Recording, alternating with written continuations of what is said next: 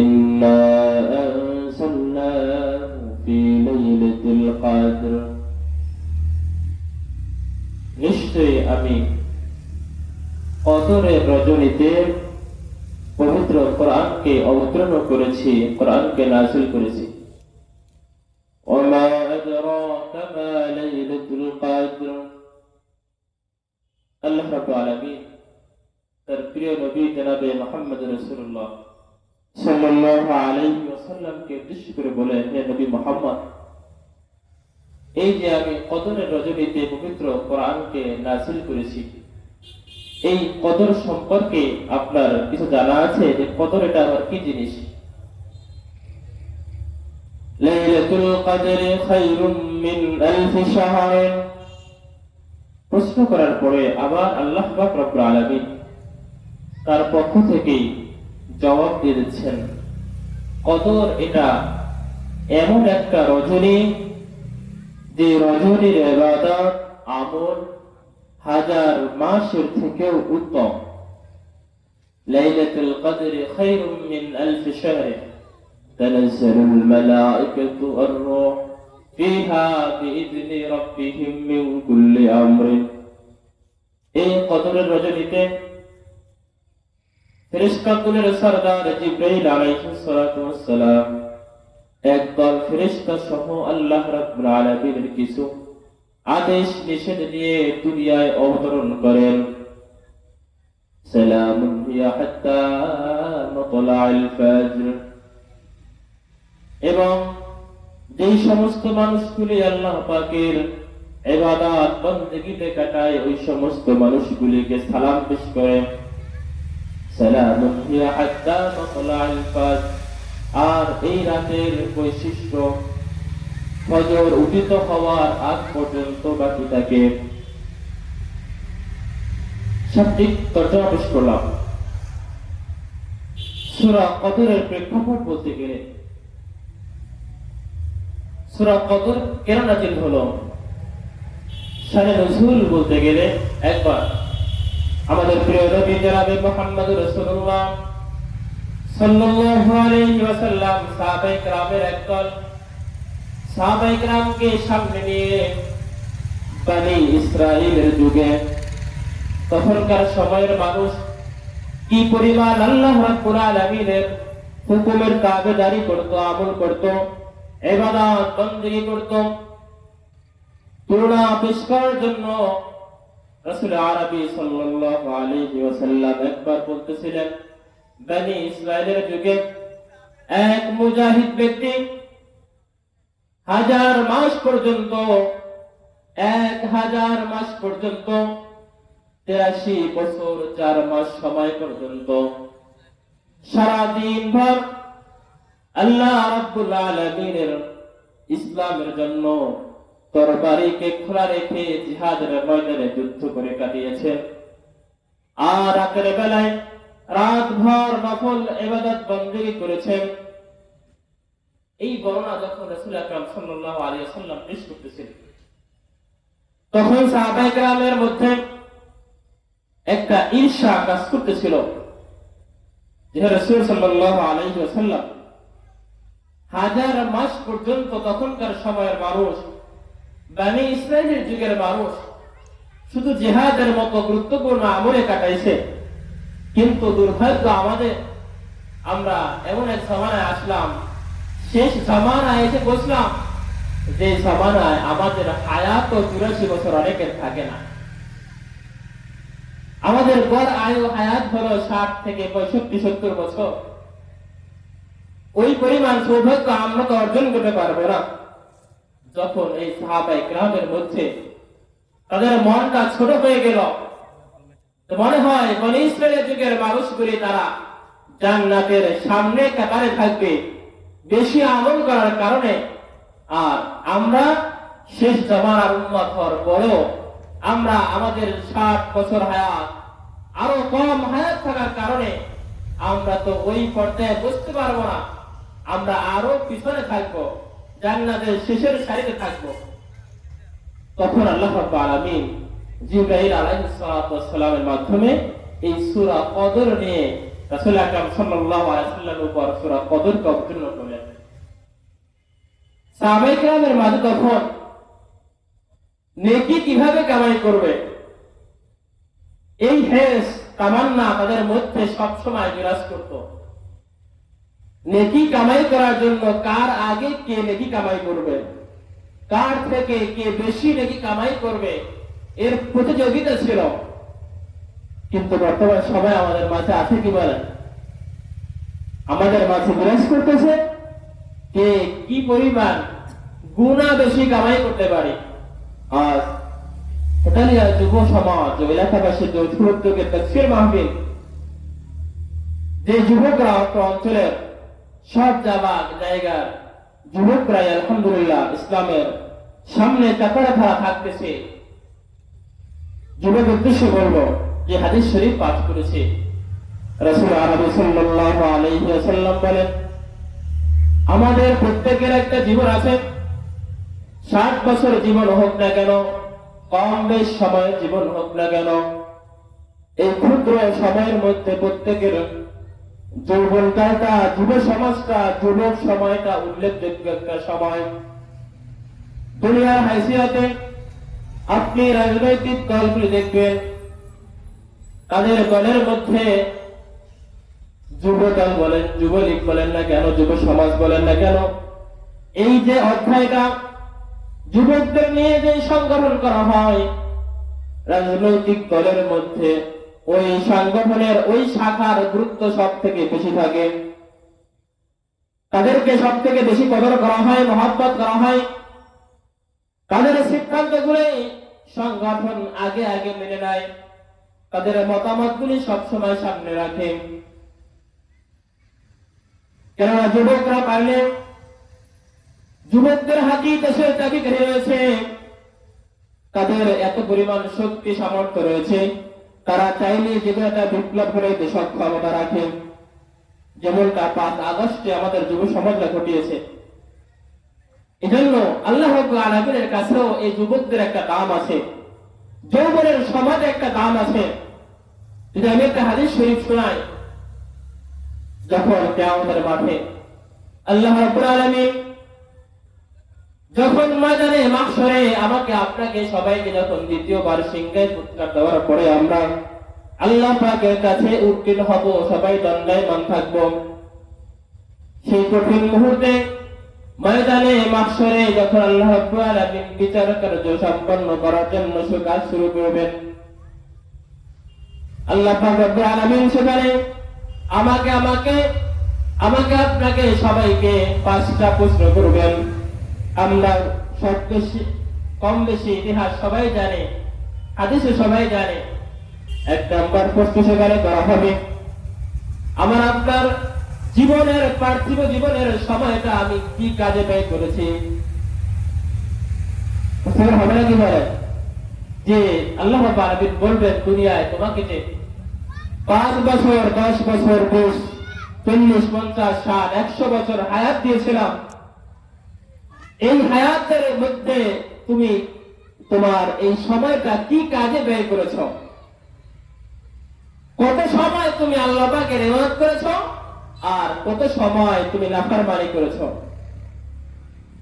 এই প্রশ্নের পূর্বে দুনিয়ার জমিনে বসে আমি আপনি আমরা সবাই নিজে নিজে একটা হিসাব করতে পারি। একদিনে 24 ঘন্টা হয়, 24 ঘন্টার মধ্যে আমরা আল্লাহ রাব্বুল আলামিনের হুকুম পালন করার জন্য কত সময় ব্যয় করি। যারা রেগুলার 5 ওয়াক্ত নামাজ পড়ে, 5 ওয়াক্ত নামাজে কত সময় ব্যয় করে, কত সময় আল্লাহ পাকের জিকির করে, তাসবিহ তাহলিল পাঠ করে, কোরআন তেলাওয়াত করে, নেক কাজ করে, আমলে সালেহ করে। যদি মনে করেন হ্যাঁ 1 ঘন্টা সময় আপনি আল্লাহ পাকের হুকুমের পিছনে ব্যয় করেন, 1 ঘন্টা সময় আল্লাহ পাকের বন্দেগী করেন, ইবাদতে কাটান, তাহলে হিসাব মতো আপনি দৈনিক যদি 1 ঘন্টা সময় কাটান, 1 মাসে আপনি কয়েক ঘন্টা সময় ব্যয় করলেন, 30 ঘন্টা সময় ব্যয় করলেন। হিসাব করেন, বোঝা যায় আপনার জীবনের 24 ভাগের 1 ভাগ সময় আপনি আল্লাহর কাছে ব্যয় করেছেন। আর 24 ভাগের 23 ভাগ সময় আপনি ব্যয় করেছেন আপনার প্রবৃত্তির কামনায়। আপনি ব্যয় করেছেন আপনার বন্ধুকে সময় দিয়েছেন, আপনি ব্যয় করেছেন পরিবারকে সময় দিয়েছেন, উপার্জন করেছেন, আনুষঙ্গিক কাজে ব্যয় করেছেন। এরকমের করে আপনি আপনার জীবনের পার্থিব হায়াতের যে 60 বছর সময় ছিল অথবা কম বেশি সময় ছিল, এই সময়ের আপনি 24 ভাগের 1 ভাগ সময় আল্লাহর কাছে ব্যয় করেছেন। আল্লাহ পাক জিজ্ঞেস করবে, কত সময় পর্যন্ত আমার কাজে ব্যয় করেছ আর কত সময়টা তুমি দুনিয়ার কাজে ব্যয় করেছ? এই প্রশ্ন করার পরে আমাদের আরেক পয়েন্ট আজকে 2 নম্বর প্রশ্ন ছুড়ে মারা হবে আপনাকে আমাকে, তুমি তোমার জীবনের মধ্যে উল্লেখযোগ্য একটা সময় রয়েছে যৌবনকাল। কি কাল? যৌবনকাল। এই সময়টা উল্লেখযোগ্য সময়। এই যৌবনকালটা তুমি কি কাজে ব্যয় করেছ? বন্ধুগণ আমার, আমি প্রশ্ন করতে চাই, আমার আপনার যে পূর্ণাঙ্গ জীবন 60-70 যাই হোক না কেন, এই পূর্ণাঙ্গ জীবনের মধ্যে যৌবনকালটা আছে কি নাই? আছে নাকি বলেন? থাকার পরেও আল্লাহ রাব্বুল আলামিন দ্বিতীয়বার আবার উল্লেখ করবেন, তোমার পার্থিব জীবনকে তুমি কোন কাজে ব্যয় করেছ? এর মধ্যে যৌবনকাল চলে গিয়েছে, দ্বিতীয়বার আবার উল্লেখ করবেন, তোমার যৌবনকালের সময়টা তুমি কোন কাজে ব্যয় করেছ? আল্লাহ রাসূল বলেন, ইয়া কারিম খামসান ক্বাবলা খামসিন শাবাবাকা ক্বাবলা হারামিক। 5টা সময় আসার পূর্বে বিপরীত 5টা সময়কে তুমি একটু গনিমত মনে করো, নিয়ামত মনে করো, সুযোগ মনে করো। ইগতানিম খামসান ক্বাবলা খামসিন শাবাবাকা ক্বাবলা হারামিক। তোমার বৃদ্ধকাল আসার পূর্বে তোমার যৌবনকালটা তুমি একটু বেশি গনিমত মনে করো।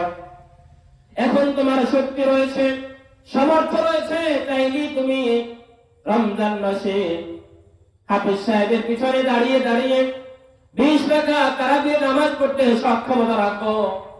একটা সময় তোমার এমন চলে আসবে, হাঁটুর ব্যথায় দাঁড়িয়ে তুমি 20 রাকাত নামাজ পড়তে সক্ষম হবে না।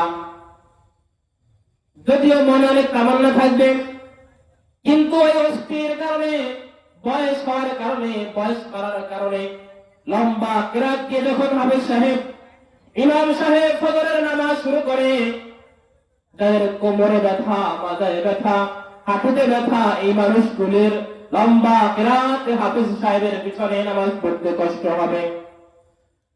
যখন তুমি যৌবনকাল রয়েছ, যুবক রয়েছ, তখন 1 ঘন্টা দাঁড়িয়েও তোমার নামাজ পড়তে কষ্ট হবে না। সুতরাং যৌবনকালটাকে তুমি গনিমত মনে করো, নিয়ামত মনে করো। যৌবনকালে গনিমত মনে করলে কি হবে? যদি যৌবনকালটা তুমি আল্লাহ পাকের ইবাদতে কাটাইতে পারো। যুব সমাজকে উদ্দেশ্য করে বলি, এই যৌবনকালটা যদি আল্লাহ পাকের হুকুম মোতাবেক চলতে পারো, রাজনৈতিক অঙ্গনে যেমন তোমার সংগঠনগুলি যে যে পেশায় কাজ করি না কেন, সরকারি কাজ করি না কেন, চাকরি করি না কেন, ডিফেন্সে চাকরি করেন না কেন, একটা সময় পরে বৃদ্ধ হওয়ার কারণে, বয়স বাড়ার কারণে 60 বছর 65 বছর হওয়ার পরে ওই ডিপার্টমেন্টে আপনাকে চাকরিতে তারা যোগদান করতে দেয় না, বরং তারা আপনাকে চাকরি থেকে রিজেক্ট দিয়ে দেয়। আপনি এনজিও চাকরি করেন না কেন, আপনি বেসরকারি কোনো চাকরি করেন না কেন, একটা বয়সের পরে আপনাকে ওই চাকরিতে তারা রাখে না। কেন রাখে না? আপনার এখন আর শক্তি নাই, সামর্থ্য নাই, আপনি তাদের সংগঠনের পিছনে, রাজনৈতিক দলের পিছনে আপনি আর সময় ব্যয় করতে পারবেন না, বলিষ্ঠ ভূমিকা পালন করতে পারবেন না। রাজা বাদশাগণ দেশের আইন অনুযায়ী আপনাকে রিজেক্ট দিয়ে দেওয়া হয়, রিটায়ার করে দেওয়া হয়, আপনাকে বাড়িতে পাঠিয়ে দেওয়া হয়। প্রশ্ন করবেন, বাড়িতে এসেও তো তাকে পেনশনের টাকা দেওয়া হয়, পেনশন কেন দেওয়া হয়? আপনার জীবনের যে উল্লেখযোগ্য সময়টা, যৌবনকালটা আপনি ব্যয় করেছেন ওই সংগঠনের পিছনে, আপনি ব্যয় করেছেন আপনার সেই কোম্পানির পিছনে, আপনি সরকারের পিছনে, দেশের জন্য আপনার যে গুরুত্বপূর্ণ সময়টা, যৌবনকালের শক্তি আপনি ব্যয় করেছেন। এই জন্য খুশি হইয়া ওই দল, ওই কোম্পানি ওই সরকার বাহাদুর আপনাকে যখন রিটার্ন দিয়ে দেয়, রিটার্ন করে দেয়, এবার বলে আপনি বাড়ি চলে যান। বাড়ি বসে কি খাবো প্রশ্ন করলে বলেন আপনাকে প্রত্যেক মাসে আপনার বেতনের হাফ করে আপনার বাসায় পৌঁছে দেওয়া হবে। বন্ধুগণ আমার বলুন তো, বাড়ি বসে বসে দিন থাকে, সরকারি কোনো কাজ করে না, কিন্তু এরপরেও তার ব্যাংক অ্যাকাউন্টে টাকা দিয়ে দেয়, দেখে দেয় না? তখন কি তিনি কাজ করে? কি বলে? দায়িত্ব পালন করে? দায়িত্ব পালন করে না, কোনো কাজও করে না। এরপরেও সরকার তাকে কি দেয়? টাকা দেয়, পেনশন দেয়, ঘরে বসে খাওয়ার জন্য।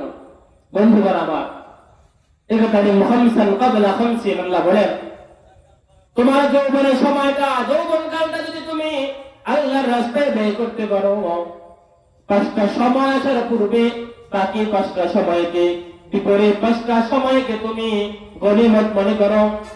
সে হাতাকা কবলা সুকুমিক, এখন তুমি সুস্থ আছো, সবল রয়েছো, একটা সময় চলে আসবে তুমি অসুস্থ হয়ে পড়বা, তাই কি হয় না? এখন তুমি সুস্থ আছো, সবল আছো, একটা সময় চলে আসবে বিপদের সম্মুখীন হয়ে যাবা, অসুস্থ হয়ে পড়বা, বার্ধক্য চলে আসবে, তুমি চাইলেও তোমার দ্বারা অনেক নেকির কাজ করা সম্ভব হবে না। সুতরাং এটা যৌবনের সময়টা, যৌবন কালটা তুমি আল্লাহ পাকের হুকুম পালন করো, তাহলে যখন তুমি অসুস্থ হয়ে পড়বা, যৌবন হারা হয়ে যাইবা, বৃদ্ধ হয়ে যাইবা, আল্লাহ রাব্বুল আলামিনের ভান্ডারে তো নেকির অভাব নাই। আসলে কি বলেন? مثل الذين ينفقون أموالهم في سبيل الله كمثل حبة أنبتت 7 سنابل। জমিনে কৃষকগণ জমিনে যায়, জমিনে ধান ফলায়, জব ফলায়, গম ফলায়, ভুট্টা চাষ করে। একটা ধান জমিনে আপনি বপন করেন, একটা ধান জমিনে আপনি লাগান, কামাথালি হাব্বাতিন আম্বাতাত 7 সানাবিলা, একটা ধান আপনি জমিনে বপন করেছেন, একটা ধানের থেকে মহান রব সৃষ্টিকর্তা আল্লাহ রাব্বুল আলামিন 7টা শীষ জন্মায় দেয়। কয়টা? 7টা নাকি? আপনি ধান ফলাইলেন কয়টা? একটা ধান আপনি জমিনে ফলাইলেন, আল্লাহ পাক বলেন সেখান থেকে আপনি 7টা বীজ, 7টা শীষ জন্মায় দেয়। ফি কুল্লি সুম্বুলাতিন মিয়াতু হাব্বা, আর এই প্রত্যেক শীষের মধ্যে আবার আমি আল্লাহ 100 করে ধান তোমাকে দান করি। 7টা শীষে আবার 100 করে ধান আল্লাহ রাব্বুল আলামিন নিজে জন্মায় দেন। তাহলে 7টা শীষ কত আসে? 700 নাকি বলে? ধান ফলাইছেন কয়টা জমিনে? কয়টা? একটা ধান জমিনে ফলাই করে মুসলমান, আল্লাহ রাব্বুল আলামিন সেই জমিন থেকে তোমাকে আমাকে 700 ধান উপহার দেয়। আয়াতে কারীমা সুসংখ্যা আল্লাহ পাক বলেন আল্লাহু ইউদাইফু লিমান ইয়াশা। 700 আমি ক্ষান্ত হই না, আমি বান্দার তাকওয়ার উপরে ডিপেন্ড করে, বান্দার নিয়তের উপরে ডিপেন্ড করে আমি আল্লাহ ওই 700 থেকে আরো বহু গুণে বাড়ায়া দিই। তাইলে কি আবার 700-র পরেও কি আমি তাকে ধান বাড়িয়ে দিতে পারি, শস্য বাড়িয়ে দিতে পারি? বুঝার উদ্দেশ্য আল্লাহ রাব্বুল আলামিনের কাছে নেকির ভান্ডার অভাব নাই। যৌবনের সময়টা আপনি নেকির কাজ করবেন, সুস্থ সময়টা আপনি নেকির কাজে কাটাবেন। মনে করেন দৈনিক আপনি 100 বার করে কালিমা লা ইলাহা ইল্লাল্লাহ পাঠ করে আপনার রুটিন। দৈনিক মাগরিবের নামাজের পরে আপনি 6 রাকাত আওয়াবের নামাজ আদায় করেন। দৈনিক তাহাজ্জুদের সময় আপনি 4 রাকাত নামাজ পড়েন। দৈনিক আপনি 100 বার দরুদ শরীফ পাঠ করেন। এখন আপনি বৃদ্ধ হয়ে গিয়েছেন, আপনার শরীরে এই পরিমাণ সামর্থ্য হয় না, দাঁড়িয়ে দাঁড়িয়ে মাগরিবের পরে 6 রাকাত নামাজ পড়া সম্ভব নয়। গভীর রাতে তাহাজ্জুদে উঠে 4 রাকাত নামাজ পড়া সম্ভব নয়। যৌবনের সময়টা আপনি জামাতে নামাজ পড়তেন, বয়স বেড়েছে, বৃদ্ধ হয়েছেন, ঘর থেকে ছেলে মেয়েও সায় দেয় না, পথে কাদা থাকার কারণে, বৃষ্টিতে পথটা পিষ্ট থাকার কারণে স্ত্রী ছেলে মেয়ে বলে তোমার মধ্যে যাওয়ার প্রয়োজন নাই। একটা আছাড় খেয়ে তুমি রাস্তায় পড়ে গেলে হাতটা ভেঙে যাবে, পা ভেঙে যাবে, তুমি বিছানায় পড়ে যাবা, তোমার মসজিদে যাওয়ার প্রয়োজন নাই, ঘরে বসে নামাজ পড়ো।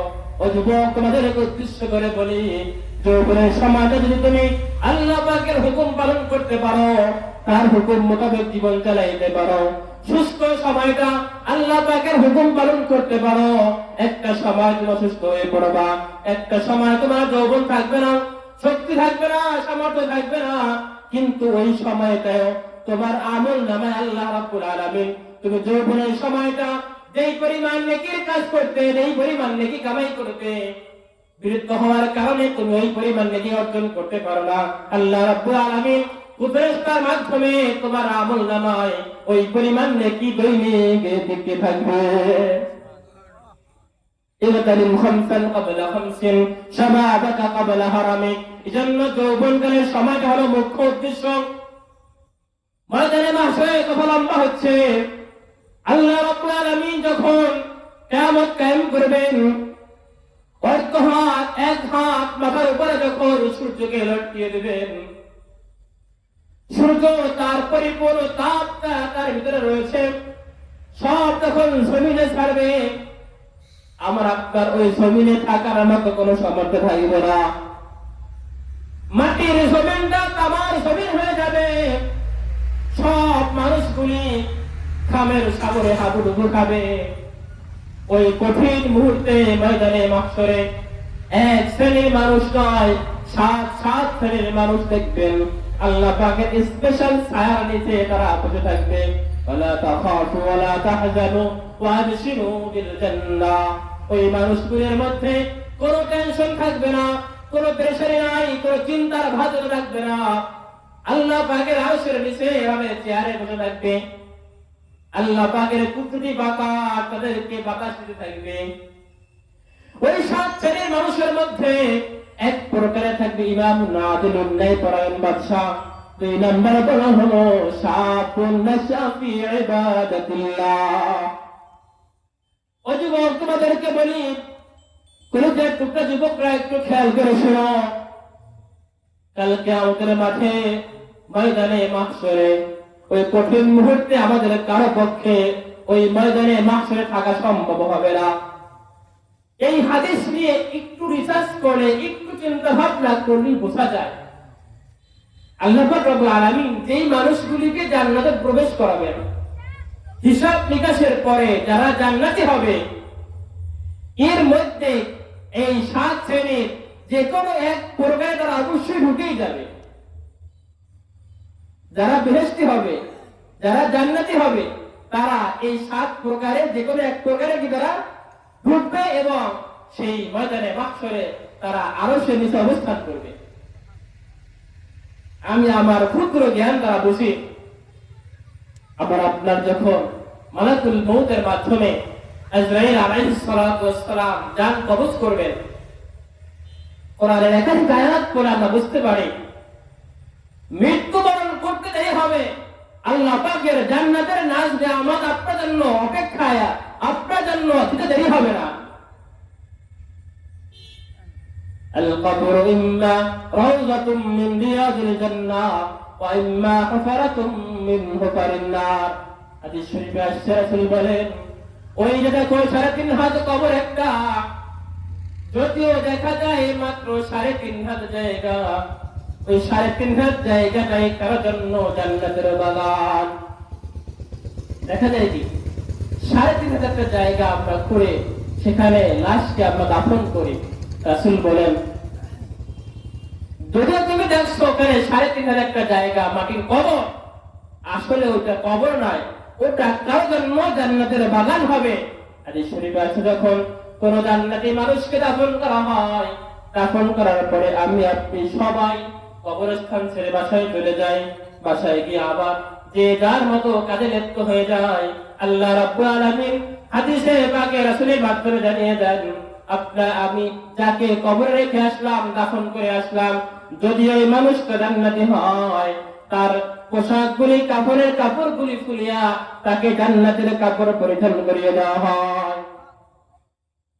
ওই কবরের মধ্যে ওই মানুষটাকে উলবিসা জান্নাতাহু, তার জান্নাতের যে পোশাক পরিধান করিয়ে দেওয়া হয়, জান্নাতের যে বিছানা, ওই কবরে তাকে জান্নাতের বিছানা বিছিয়ে দেওয়া হয়। আর যদি বিপরীত হয়, জাহান্নামী হয়, তাহলে জাহান্নামের যে আযাব, সাপ বিচ্ছুর কবর, আগুনের কবর, তার কবরটাও ঠিক ওয়াইম্মা কুফারাতুম মিন কুফারিন নার, কার জন্য জাহান্নামের গর্ত হয়ে যায় কবরটা।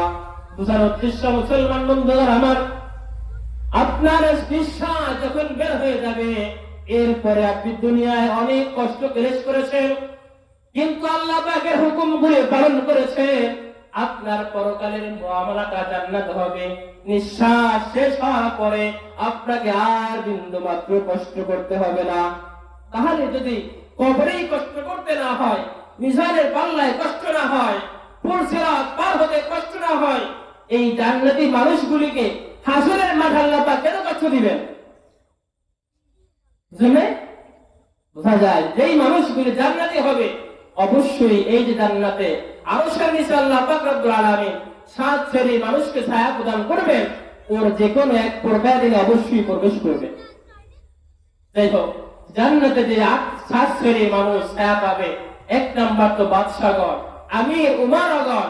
বাদশা বলতে শুধু দেশের প্রেসিডেন্ট এমনটাই নয়, আপনি আপনার ঘরের একজন কর্তা, আপনার অধীনস্থ, আপনার স্ত্রী, আপনার ছেলে, আপনার মেয়ে, আপনি পরিবার কর্তা। একজন মেম্বার, তিনি একজন একটা এলাকার দায়িত্বে, নাকি বলেন একজন চেয়ারম্যান, তিনি একটা তার এরিয়া রয়েছে, ইউনিয়ন পরিষদ হোক, জেলা পরিষদ হোক না কেন, এই দায়িত্বে তিনি রয়েছেন, এভাবে করে পর্যায়ক্রমে একদম রাষ্ট্রীয় ব্যক্তি পর্যন্ত। যাই হোক, 2 নম্বর প্রকারটা রাসূল বলেন শাবুন নাশআ ফি ইবাদাতিল্লাহ। যুবক, একটু খেয়াল করে শোনো, সেই কঠিন মুহূর্তে যেদিন মানুষ সব প্রেসারে থাকবে, সবাই যে যার আমল নামা নিয়ে পেছান হয়ে যাবে। গতকাল যারা আমরা তাফসীর শুনেছি, হুজুর বলছেন, আলোচনা করেছিলেন, লা ইগাদিরু মালি হাদাল কিতাব লা ইগাদিরু সগীরাতান ওয়ালা কাবীরাতান ইল্লা আহসাহা। আপনি দুনিয়ায় বসে যেই পরিমাণ কাজ আপনি সমাধান করেছেন, গুনাহের কাজ করেছেন, নেকির কাজ করেছেন, বিন্দু মাত্র যাবরা থেকে যাবরা পরিমাণ এই ফেরেশতাগণ কিরামান কাতিবিন সম্মানিত লেখকবৃন্দ যারা আমল নামা লিখছেন, লা ইগাদিরু সগীরাতান ওয়ালা কাবীরা, বড় থেকে বড় কোন আমল তারা তরক করেন না, লিখতে ভুল করেন না। আবার একেবারে ছোট থেকে ছোট কোন আমল তারা কি লিখতে ভুল করেন না। যখন সেই কঠিন মুহূর্তে আপনার সব আমল নামাটা পেশ করা হবে, ওই মানুষগুলি সবাই ইয়া নফসি করতে থাকবে। এমনকি আম্বিয়া কিরামগণ, নবী আলাইহিস সালাতু ওয়াস সালামগণ সবাই ইয়া নফসি করবে।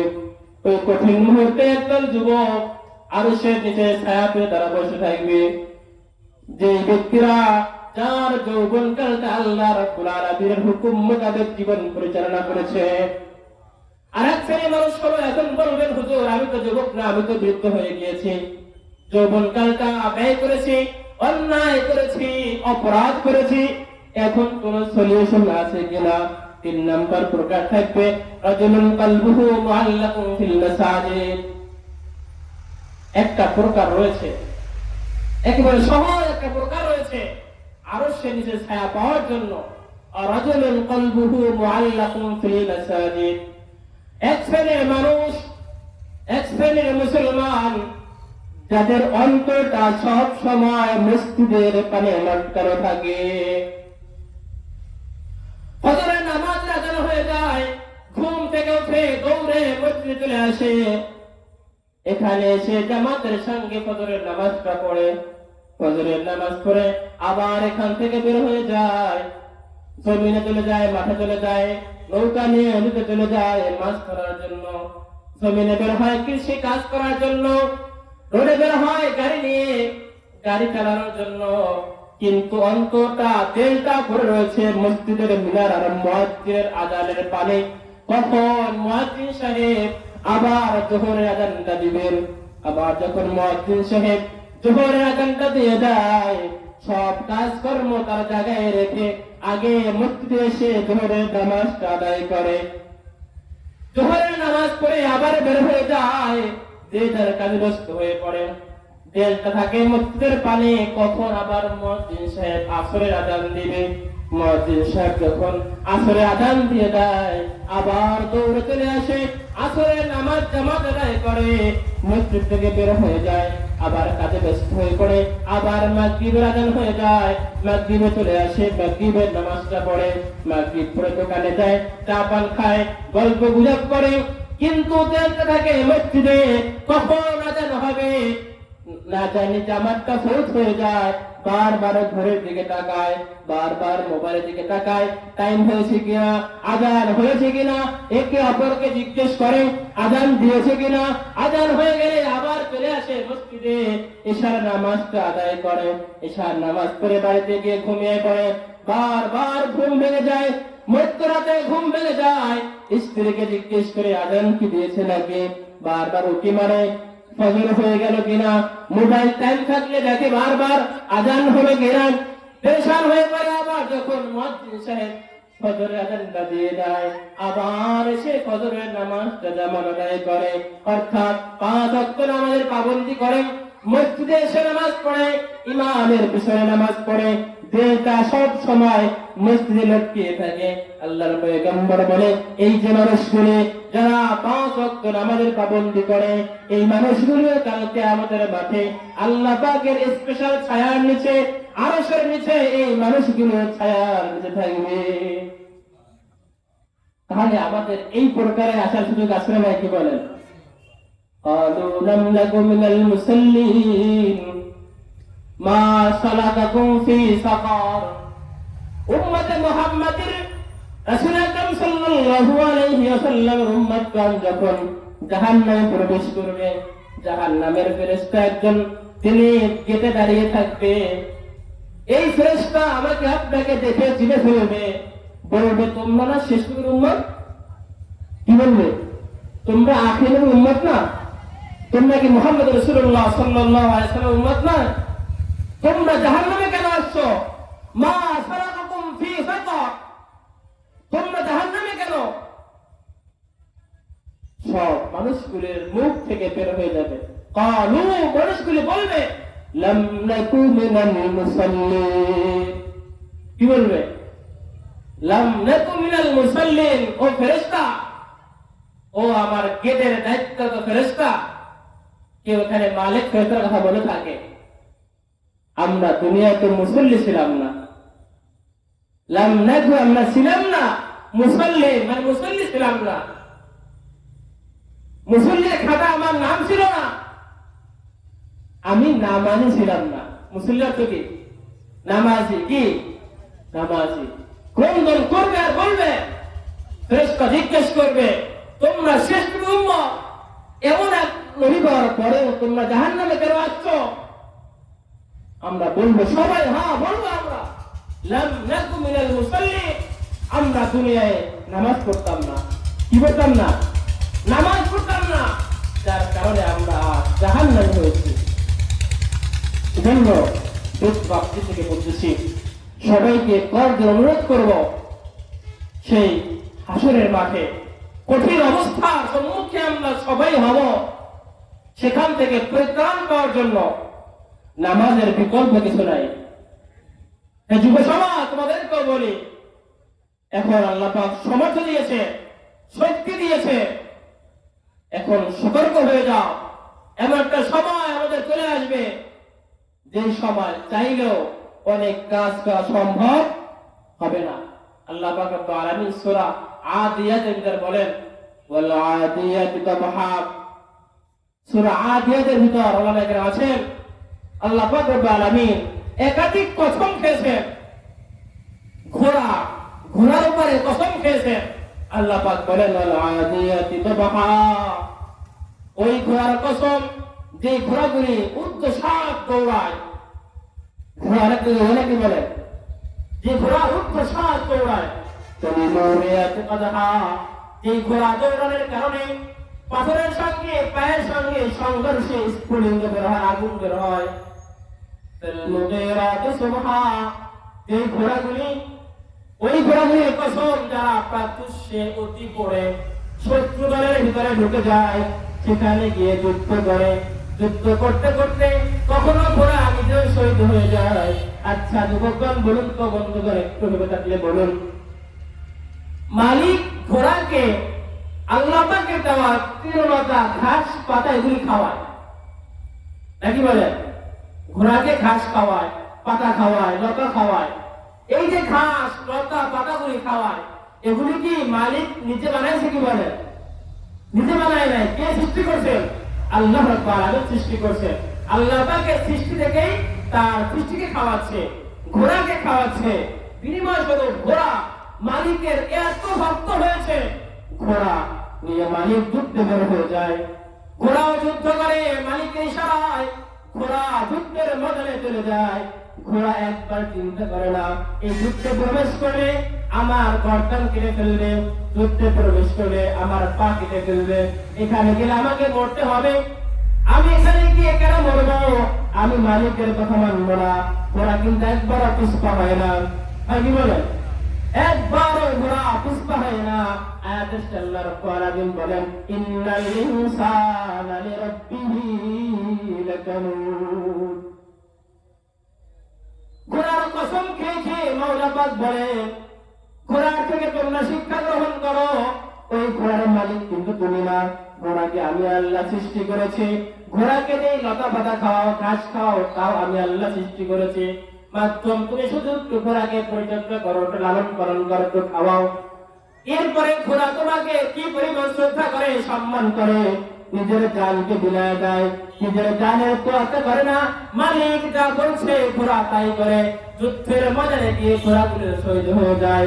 ও দুনিয়ার মানুষ, ইন্নাল ইনসানা লিরাব্বিহি লাকানুদ। কিন্তু মানুষ, তোমাকে দুনিয়ায় আলো দিলাম আমি, বাতাস দিলাম আমি, অক্সিজেন আমি আল্লাহ তোমাকে দান করলাম, কিন্তু সেই মানুষগুলি সব থেকে বেশি নেমে খারাপ। কি বলতেছেন? আল্লাহ নিজে বলতেছে, ইন্নাল ইনসান লিরাব্বিহি লাকানুদ। প্রথমে কি ঘোড়া শপথ খেয়েছে? ঘোড়াকে কিভাবে লালন-পালন করো, একটু সময় দাও শুধু ঘোড়ার পিছনে। ঘোড়াকে তুমি যা বলো ঘোড়া তাই করে। কিন্তু তোমাকে সৃষ্টি করে যে আল্লাহ, তোমাকে রূহ দিল যে আল্লাহ, তোমাকে রিজিক দিল যে আল্লাহ, একটু তাকাও ওই মানুষগুলির দিকে, যে মানুষগুলির দিকে চক্ষু নাই, যে মানুষগুলি একটা হাত নাই, যে মানুষগুলি একটা পা নাই। আল্লাহ পাক রব্বুল আলামিন তোমাকে হাত দিলেন, পা দিলেন, চক্ষু দিলেন, নাসিকা দিলেন, কান দিলেন, কর্ণকুহর দিলেন, সব তোমাকে দিলেন। কিন্তু তুমি আল্লাহ রাব্বুল আলামিন তোমাকে যে হুকুমগুলি পালন করতে বললেন, তুমি সেই হুকুম পালন করো না। তুমি হলা দুনিয়ার মধ্যে সব থেকে বড় নেমখারাপ। ইন্নাল ইনসান লিরাব্বিহি লাকানুদ ওমা খালাকতুল জিন্না ওয়াল ইনসা ইল্লা লিয়াবুদুন। ও দুনিয়ার মানুষ একটু খেয়াল করে শুনুন, আল্লাহ পাক রব্বুল আলামিন আমাকে আপনাকে দুনিয়ায় অর্থ সৃষ্টি করেন নাই। আপনি দুনিয়ায় যা মন চায় তাই করবেন, যা মন চায় তাই খাবেন, যেভাবে মন চায় সেভাবে চলবেন। আল্লাহ পাক সৃষ্টি করেন নাই। আল্লাহ পাক রব্বুল আলামিন আপনাকে দুনিয়া সৃষ্টি করেছে, একটা ফর্মুলা দিয়ে আপনাকে সৃষ্টি করেছে, সৃষ্টি করে দুনিয়ায় পাঠিয়েছে, একটা গাইডলাইন দিয়েছেন, তারা তুফিকুম আমরাইন লান তাদিল্লু মা তামাসসাকতুম বিহিমা কিতাবাল্লাহি ওয়া সুন্নাত রাসূলিহি। একটা গাইডলাইন আমাকে আপনাকে দিয়েছে। বিদায় হজের ভাষণে রাসূল আরবি সাল্লাল্লাহু আলাইহি ওয়াসাল্লাম যখন বয়ান পেশ করেছিলেন যে আমি তো দুনিয়ায় আর বেশিদিন থাকবো না, সুতরাং তোমাদের জন্য আমি দুইটা গাইডলাইন লিখে যাচ্ছি। একটা হলো কিতাবুল্লাহ আল কোরআন, আর একটা হলো সুন্নাত রাসূলি, আমার সুন্নাত গুলি। কিন্তু আমাদের সমাজের মানুষ আমরা মনে করি কোরআন, এই যে রাসূলের হাদিস পড়ে না কেন, এগুলি হলো মসজিদের ভাঙবে। থাকবে কোথায়? কোরআন থাকবে মসজিদে, কোরআন থাকবে পন্ডুলিবাস আলমারির ভিতরে উপরে সাজিয়ে গুছিয়ে গেলাপ দিয়ে বেঁচে বাস কোরআন দেখে নিব। আমার পারিবারিক জীবন, আমার সামাজিক জীবন, আমার রাষ্ট্রীয় জীবন, কোথাও আমরা কোরআনের অনুশাসনগুলি আমরা মেনে চলি না। আমি আমার মতো করে আমি আমার বিবাহগুলো অনুষ্ঠানগুলি করি, আমার যা মন চায় গায়ে হলুদ থেকে নিয়ে এনগেজমেন্ট থেকে নিয়ে সব কাজগুলি আমি আমার মন মতোই করতেছি। আমি একটা ব্যবসা করব, ব্যবসার মধ্যবাস আমার যেভাবে মন চায় আমি সেইভাবে করতেছি। আল্লাহ রাব্বুল আলামিন তো আমাকে আপনাকে সৃষ্টি করেন নাই, প্রত্যেক কাজের মধ্যে একটা গাইডলাইন দিয়ে দিয়েছেন। প্রত্যেক কাজের মধ্যে একটা গাইডলাইন দিয়ে দিয়েছেন। আপনি ব্যবসা করবেন, একটা ফর্মুলা আল্লাহ পাক দিয়ে দিয়েছেন, এই তরিকায় ব্যবসা করতে হবে। আপনার মেয়েকে আপনার ছেলেকে আপনি বিবাহ করাবেন, সেখানে একটা ফর্মুলা আছে, নিয়ম নীতি আছে। এই সমস্ত নিয়ম নীতিগুলি যখন আমরা মেনে চলবো, তখনই আমরা সোনার মানুষে রূপান্তরিত হতে পারবো। যতক্ষণ পর্যন্ত আমাদের রাষ্ট্রীয় জীবন বলেন না কেন, পারিবারিক জীবন, অর্থনৈতিক জীবন, সামাজিক জীবনে এই কোরআনকে আমরা মানতে না পারবো, ততক্ষণ পর্যন্ত আমরা কেউ পরিপূর্ণ মুমিন হতে পারবো। পরিপূর্ণ মুমিন হওয়ার জন্য আমার পরিপূর্ণ একেবারে জীবনের শুরু থেকে বিশ্বাস বের হওয়ার আগ পর্যন্ত আল্লাহ পাকের বিধিবিধানগুলি মানা লাগবে কি লাগবে না? কি বলেন, লাগবে কি লাগবে না? দেখো, আমি আমার যে হাদিস পাঠ করেছি, ইরকানিম খামসান ক্বাবলা খামসিন শাবাবাকা ক্বাবলা হারামিক, যুবকগণ তোমাদের যৌবনের সময়টা তোমরা কদর করো, গনিমত মনে করো। একটা সময় তোমার যৌবন থাকবে না, তুমি বৃদ্ধ হয়ে যাইবা। বৃদ্ধ হয়ে গেলে যৌবন গেলে যে আমলগুলি করা সম্ভব হয়, বৃদ্ধ হয়ে গেলে কিন্তু ওই আমলগুলি করতে পারবে না। সুতরাং যৌবন সময়টা তুমি নিয়ামত মনে করো, গনিমত মনে করো। পয়গম্বর পরে বলেন, যখন তুমি অসুস্থ হয়ে পড়বা, তখন কিন্তু এক আমল করতে পারবে না, বিছানায় পড়ে থাকতে হবে। সুতরাং এখন সিহহাতাকা ক্বাবলা সুকমিক, এখন তুমি সুস্থ আছো, সবল রয়েছো, সুস্থ সময়টাকে তুমি গনিমত মনে করো। একটা সময় চলে আসবে তুমি অসুস্থ হয়ে পড়বা, অসুস্থ হলে অনেক কাজ তুমি করতে পারবে না। এখন সুস্থ আছো, সুস্থ অবস্থায় আল্লাহ পাকের বিধিবিধানগুলি পালন করো। পুরানাকা ক্বাবলা শুগলিক, একটা সময় চলে আসবে তুমি ব্যস্ত হয়ে পড়বা। এখন তোমার ব্যস্ততা নাই, এখন তুমি ফিরে আছো, ফিরে সময়টা অবহেলা করো না। এখন ফিরে আসো, কোরআন শেখা সম্ভব, তুমি কোরআন শিখে নাও। এখন তুমি ফিরে আসো, 2 রাকাত নামাজ আদায় করে নাও। এখন তুমি ফিরে আসো, 100 বার জিকির করো। এখন তুমি ফিরে আসো, কোরআনটা খুলে তেলাওয়াত করো। এখন তুমি ফিরে আসো, কিছু সময় তাসবিহ করো, দুরূদ শরীফ পাঠ করো। একটা সময় চলে আসবে চাকরি করবা, যাই করো না কেন এমন ব্যস্ত হয়ে পড়বা, একটা মিনিট সময় বের করে তুমি যে আল্লাহর কাছে ব্যয় করবা, ওই সক্ষমতা তোমার থাকবে না। জন্য যে সময় তুমি ফিরে আসো, এই ফ্রি সময়টা ব্যস্ত হওয়ার পূর্বে তুমি আল্লাহর রাস্তায় ব্যয় করো। অগিলা আকা ক্বাবলা ফাকরিক, এখন আল্লাহ পাক তোমাকে টাকা পয়সা দান করেছে, তোমার কাছে এখন টাকা আছে, এই টাকা দ্বারা তুমি দান করো, সদকা করো, মসজিদ নির্মাণে সহযোগিতা করো, মাদ্রাসা নির্মাণে সহযোগিতা করো, ইতিম মিসকিনকে দান করো। একটা সময় চলে আসবে তোমার হাত খালি হয়ে যাবে। কি হয় নাকি বলে, পকেট ভর্তি টাকা থাকে, এক সময় অনেক উড়ায়, একটা সময় এই মানুষের কাছে আর টাকা বাকি থাকে না। এজন্য পয়গম্বর বলে, এখন তোমার কাছে টাকা আছে, অর্থ আছে, সম্পদ রয়েছে, তুমি এখন এর দ্বারা উপকৃত হও, আল্লাহ রাস্তায় ব্যয় করো। একটা সময় চলে আসবে তখন তোমার কাছে আর টাকা থাকবে না, তুমি চাইলেও 500 টাকা দান করতে পারবে না। সুতরাং এখন সুযোগ আছে তোমার, এই সুযোগ তুমি কাজে লাগাও। ওয়া হায়াতাকা ক্বাবলা মাউতিক, এখন আল্লাহ পাক রব্বুল আলামিন তোমাকে বাঁচিয়ে রেখেছেন, কিছুদিন পরেই তুমি মৃত্যুবরণ করবা। হায়াত থাকতে তুমি তোমার নেক আমলগুলি সাজাও, তুমি তোমার আমল নামাকে সাজাও। মৃত্যুর পরে কিন্তু আর তুমি সাজাইতে পারবে না। মৃত্যুর পরে কবরে লম্বা সময় থাকা যাবে, 1000 বছর কবরে ঘুমানো যাবে, যেমন যাবে না। যারা মারা গেছে তার পূর্বের পুরুষ মারা গিয়েছে, আর অনেক মানুষ মারা গিয়েছে, 100 বছর পূর্বে মানুষ মারা গিয়েছে, তারা কোথায়? কবর ঘুরে কি বলেন? আপনি আসবেন কাজ, দুনিয়া ছেড়ে চলে যাব, লম্বা সময় পর্যন্ত কবরে থাকবো, কিন্তু লম্বা সময় 1000 বছর কবরে থেকেও আপনার আমল নামার মধ্যে একবার সুবহানাল্লাহ পাঠ করার সওয়াব যোগ করতে পারবেন না।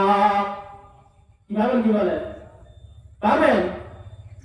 হ্যাঁ, মৃত্যুর পরে মালাকুল মউত যখন জান কবজ করবে, এই মৃত্যুর পরে আপনার হায়াতের মধ্যে, আপনার আমলনামার মধ্যে একবার সুবহানাল্লাহ পাঠ করা সওয়াব, একবার আলহামদুলিল্লাহ পাঠ করা সওয়াব আর যোগ করতে পারবেন কি বলেন? পারবেন না। সুতরাং রাসূল বলেন হায়াতাকা ক্বাবলা মাউতিক, এখন দুনিয়া আল্লাহ পাক বাঁচিয়ে রেখেছেন, হায়াত বাকি আছে, জীবন বাকি আছে, এই সময়টা আল্লাহ পাকের জিকির করো, আল্লাহ পাকের হুকুম পালন করো। মালাকুল মউত যখন সামনে চলে আসবে, মৃত্যু হয়ে যাবে, মৃত্যুর পরে কিন্তু আর আমল করার কোনো সুযোগ থাকবে না। সুতরাং তার কখন হায়াত শেষ হয়ে যাবে, মৃত্যু হয়ে যাবে, আমি আপনি কেউ কিন্তু জানি না। গতকালকে ফরিদপুর থেকে রওনা হয়েছিল ঢাকার উদ্দেশ্যে,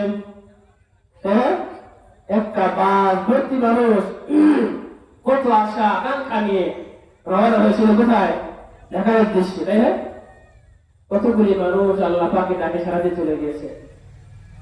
সন্তান বেঁচে আছে, মা মারা গিয়েছে, বাপ বেঁচে আছে, সন্তান মারা গিয়েছে। সুতরাং আমার আপনার জীবনটা কখন জানি থেমে যাবে। জীবনটা থেমে যাওয়ার পরে সন্তানগুলি, ওয়ারিসগুলি হাহুতাশ করবে, কান্দন করবে, হয়তো আপনার মৃত্যু দিয়ে এই মানুষগুলি শিক্ষা গ্রহণ করবে। আপনি নাশ হয়ে যাবে, আপনার লাশ দেখে অন্য মানুষগুলো কি করবে?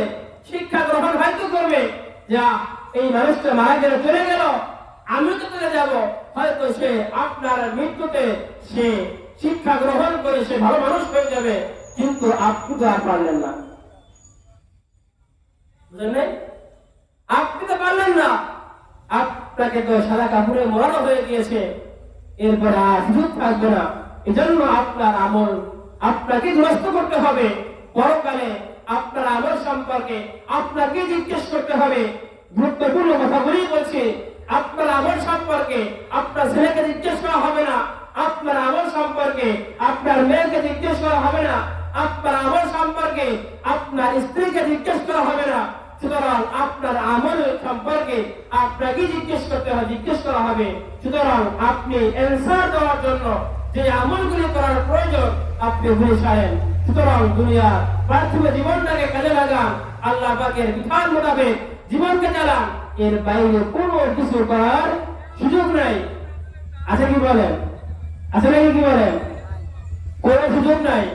ইদা মাতাল ইনসান ইনকাতা আলা আমালুহু ইল্লা মিন সালাস, যখন মানুষ মারা যায়, দুনিয়া থেকে চলে যায়, হায়াত শেষ হয়ে যায়, মানুষটা চলে যায়, মানুষটা চলে যাওয়ার পরে তার হায়াতের মধ্যে আর একটা আমল বাকি থাকে না। একটা আমল তার যোগ হয় না, কিন্তু তিনটা আমল বাকি থাকে। কয়টা আমল বাকি থাকে? এটা আমি শেষ করবো। আপনি মারা গেলেন, আপনার কবরে বসে আপনি করেন, এটি কামাই করতে পারবেন কি বলেন? পারবেন না। রাসূল বলেন ইদা মাতাল ইনসান ইনকাতা আলা আমালুহু ইল্লা মিন সালাস, মানুষ যখন মারা যায় তার আমলটা সেখানে কর্তন করা হয়। এই মানুষ নামাজ অবস্থা মারা গেছে, এই নামাজটাই তার জীবনের শেষ আমল, এরপরে আর যোগ হবে না। এই মানুষটা লা ইলাহা ইল্লাল্লাহ পড়তে পড়তে মারা গিয়েছে, এটাই তার জীবনের শেষ আমল, এরপরে আর কোন আমল যোগ হবে না ইল্লা মিন সালাস। কিন্তু তিনটা আমল বাকি থাকে। এক নাম্বার ওয়ালাদুন সালেহ, নেককার সন্তান। এক নম্বরে কি? নেককার সন্তান। যদি আপনি দুনিয়ায় রেখে যাইতে পারেন, যে সন্তানটা কোরআন পড়তে পারে, যে সন্তানটাকে আপনি নামাজি বানিয়েছেন, প্রত্যেক নামাজের পরে সন্তানটা পড়বে রব্বিরহামহুমা কামা রাব্বায়ানি সগীরা। পড়বে কি পড়বে না? সন্তানটা কোরআন খুলে কোরআন তেলাওয়াত করবে। এই নেককার সন্তানগুলি আপনি দুনিয়া রেখে গেলে, এই সন্তানগুলি যে আমলে সালেহগুলি করে ইসালে সওয়াব করবে, আপনার আমলনামায় সন্তান যে আমলগুলি করবে আপনার কবরে আমলগুলি পৌঁছবে। আরেকটা প্রকার ইলমুন ইউনতাফাউ বিহি, আরেকটা প্রকার ইলম, যে ইলম আপনি শিখেছেন, আপনার ইলম দ্বারা আরো মানুষ উপকৃত হয়েছে। সুতরাং আপনি কোরআন পড়তে পারেন, আপনি একজনকে কোরআন শিখিয়েছেন, কোরআন শেখার কারণে তিনি কোরআন পড়েছে, তিনি আবার অন্য কাউকে কোরআন শিখিয়েছে। এই যে ইলম ধারাবাহিকভাবে চলতেছে, যতক্ষণ পর্যন্ত ইলম চলবে, প্রত্যেকের একটা বেনিফিট আপনার আমলে কি হবে? যোগ হবে। আর সাদাকাতুন জারিয়া। 3 নম্বরে সাদাকায়ে জারিয়া, মসজিদের অনুদান, মাদ্রাসার অনুদান, একটা কোরআন কিনে দেওয়া, মসজিদ নির্মাণ করে দেওয়া, এই সবটা জারিয়া গুলি, এগুলি বাকি থাকবে। সুতরাং মরার পরে কিন্তু আর আমল করতে সম্ভব নয়। জন্য পার্থিব জীবনে আমরা আমাদের প্রত্যেকে আমলকে দুরুস্ত করি। আল্লাহ সুবহানাহু ওয়া তাআলা আমাকে সহায় ভাঙা গলায় এই কথাগুলি বললাম, আমল করার উদ্দেশ্যে আমাকে আমল করার তৌফিক দান করেন। আমিন।